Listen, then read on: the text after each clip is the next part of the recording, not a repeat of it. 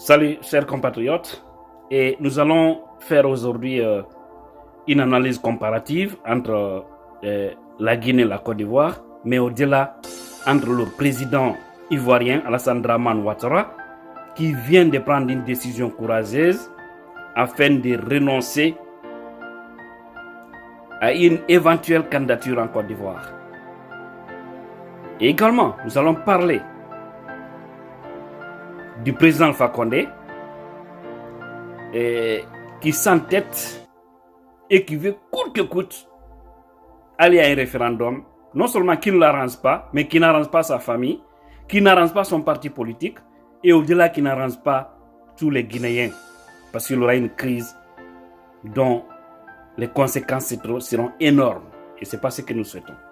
Mais bien avant, regardez bien Alassane Dramane Ouattara. Et nous allons aussi parler quelque part de Dadis et nous allons montrer des images dans cette vidéo. Suivez. Je voudrais vous annoncer solennellement que j'ai décidé de ne pas être candidat à l'élection présidentielle du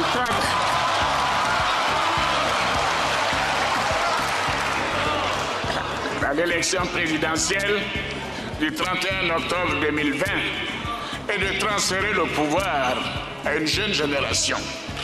Bien, j'espère que ce message il est clair et net. Alassane Dramane Ouattara, nous le savons, à un moment donné, il voudrait lui aussi forcer la situation.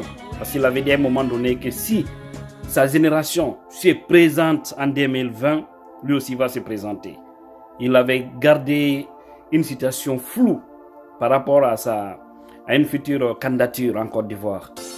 Mais vu la pression de la population, il faut oser le dire, vu les conseils venant de part et d'autre, et également le sort de certains dictateurs sur la terre africaine, à savoir le cas du Soudan, le cas de l'Algérie et tant d'autres pays, il a finalement jugé nécessaire de tirer la leçon et de s'éloigner et de dire qu'il va transférer le pouvoir à une nouvelle génération.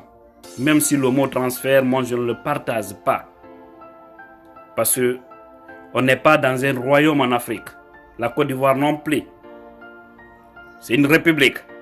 Et par conséquent, il devrait dire que je vais organiser des élections libres et transparentes, permettre aux Ivoiriens de choisir leur futur président. Qu'il soit maintenant une nouvelle génération ou une ancienne, c'est aux peuples ivoiriens de déterminer cela. Mais allons-y un peu au-delà.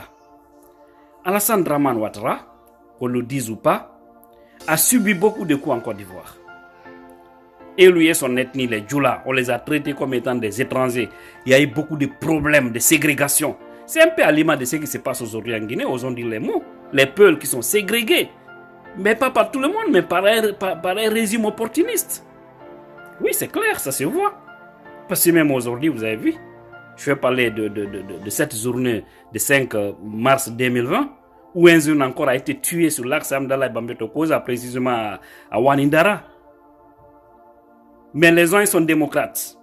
Au-delà à l'abbé, un véhicule de militaires a foncé sur la foule. Les gens pouvaient en finir avec eux là-bas, parce qu'ils étaient plus nombreux. Mais l'honorable Selou a eu la maturité et les gens ont prouvé à ces hommes habillés en tenue que non, nous sommes des démocrates, nous nous battons pour des valeurs. Ils n'ont touché aucun militaire. Ils pouvaient les tuer là-bas parce qu'ils ont tué combien de jeunes.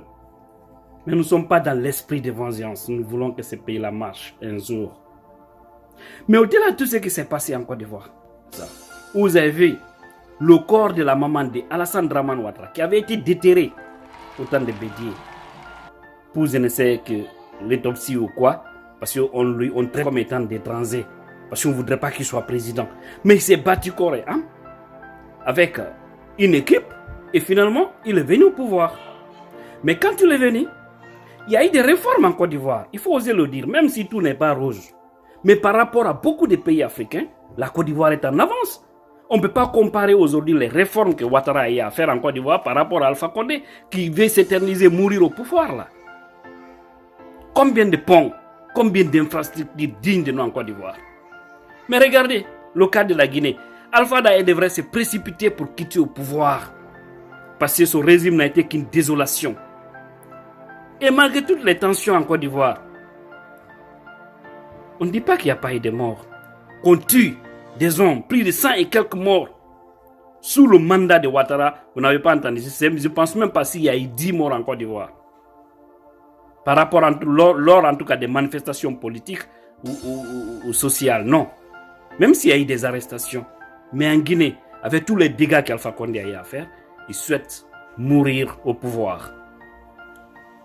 Alors là, avec toutes les grandes œuvres que Ouattara a eu à faire, lui, il souhaite sortir par la grande porte. Et il décide de quitter. Et il va quitter. Parce qu'il a dit officiellement. Maintenant, revenons en Guinée. Bien avant, regardons ce petit passage de Moussa Dadis Camara. Suivez.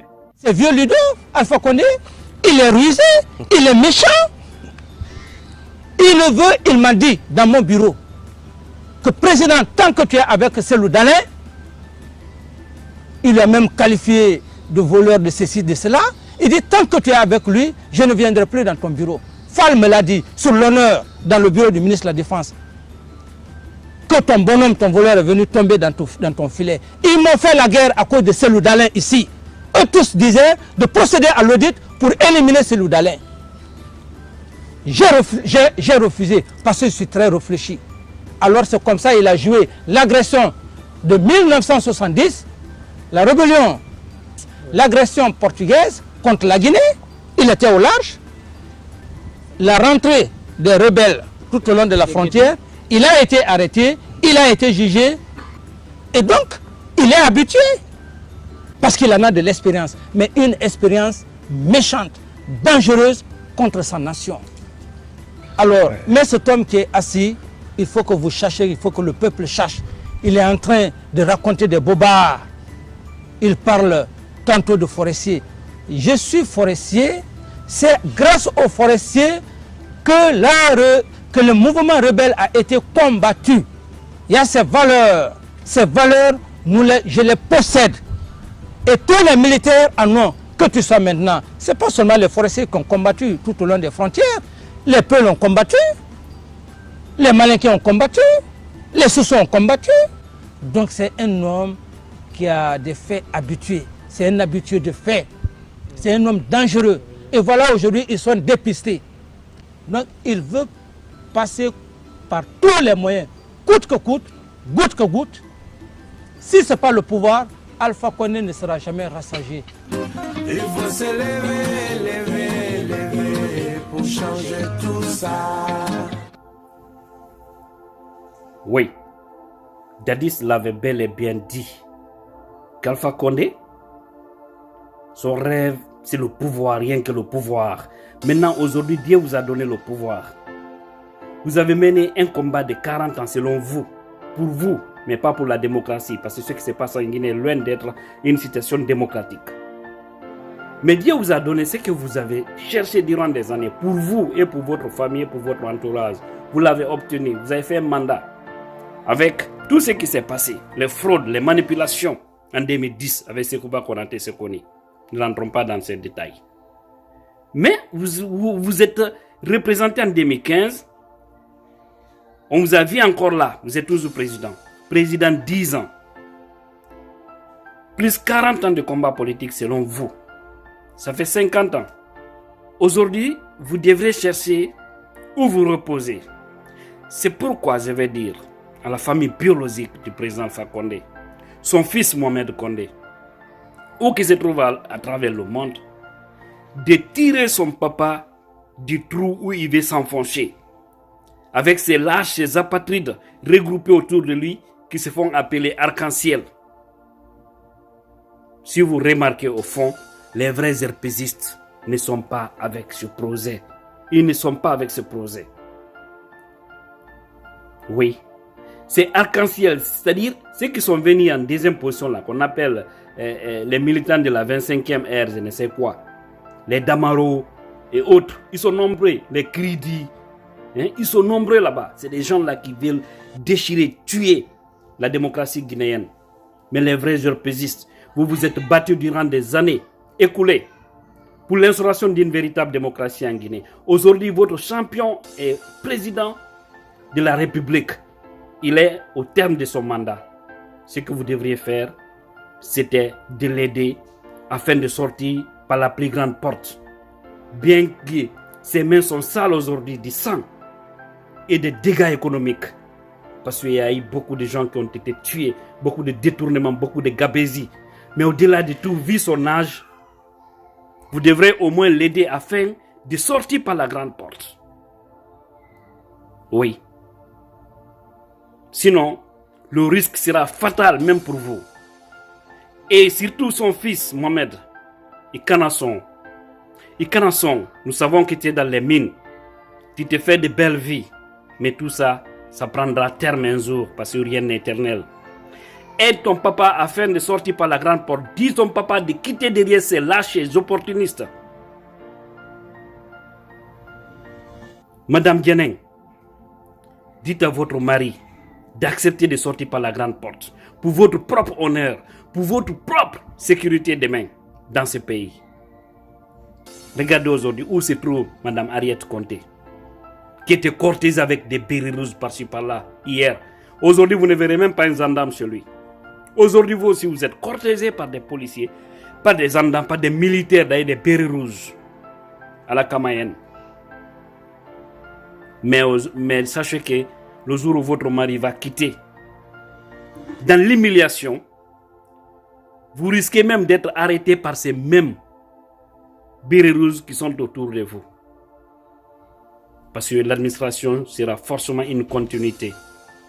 C'est pourquoi je souhaiterais que vous conseillez votre mari de ne pas écouter ces sirènes, ces lâches, ces apatrides qui veulent brûler la Guinée. Alpha n'a qu'à quitter le pouvoir. Il n'a qu'à prendre l'exemple de son homologue ivoirien. L'Ivoirien a 1000 fois plus travaillé que le Guinéen, c'est clair.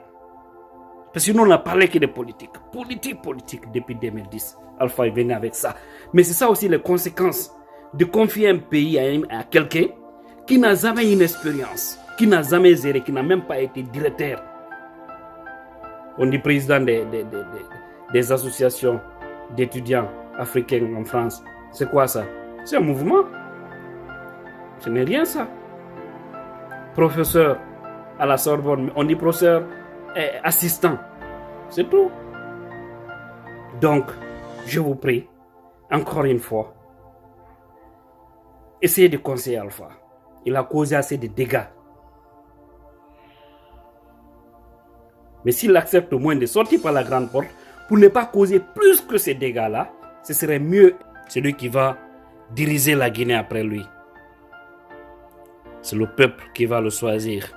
C'est pourquoi nous exigeons pour que le fichier soit assaini, voire même reprendre un nouveau recensement en Guinée pour avoir un fichier crédible, un fichier biométrique si possible. Pour que celui qui sera choisi, qu'il soit Guilavogui, Diallo, Camara, Traoré, Kaba, qui ne soit pas décrié. Parce que toute personne qui viendra après Alpha Condé, s'il est venu dans la transparence, personne ne va lever un ton pour dire non, on ne veut pas.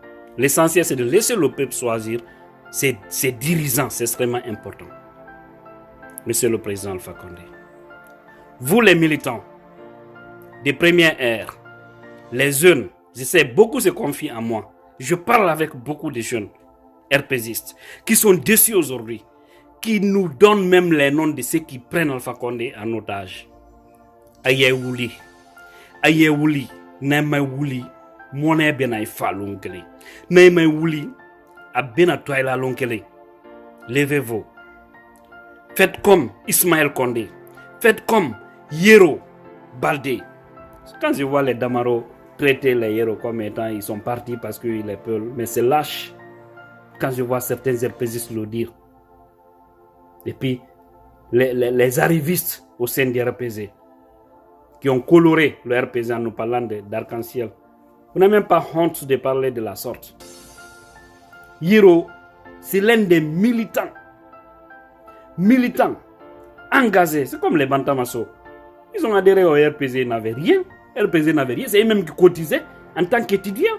Quand Alpha Condé venait à Kankan, les Bantamasso, les Yero Baldé, en Côte d'Ivoire,